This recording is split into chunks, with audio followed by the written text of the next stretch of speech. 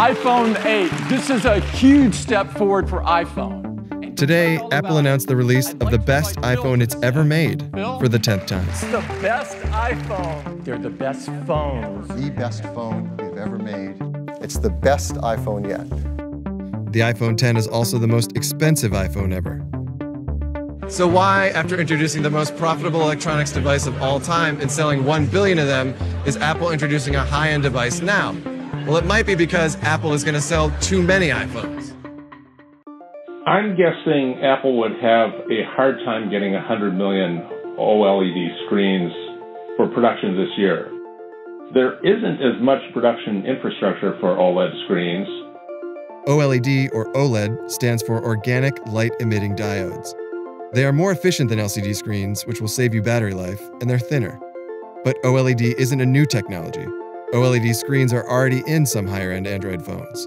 The rumors are that Samsung is going to be a primary supplier, and it's interesting because Samsung also uses OLED screens for its own phones. Now, if you want more, you might have to pay more per unit because they're probably producing them as fast as they can.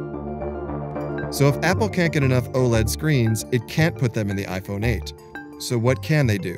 Well, if you can't get 100 million screens and you can't put them across your whole product line, the natural thing to do is segment the market.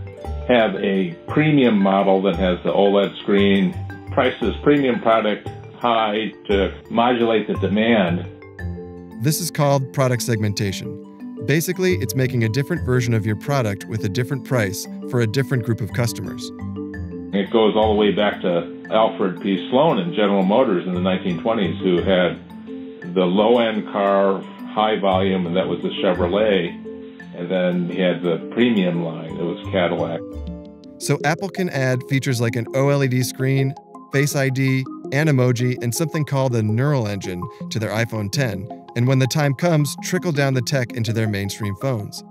Having the more expensive iPhone X also provides Apple with another interesting benefit.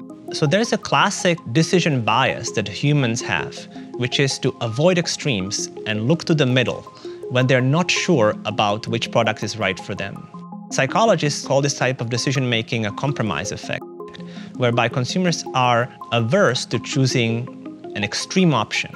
Apple could try to put OLED screens in all their devices, but they're better off putting them first into the very high-end version and skimming off the demand from the Apple enthusiast by introducing a very high-end phone well above the price point of a fully loaded iPhone. They may be able to increase their sales by suddenly making it appear as a middle option, as a compromise option.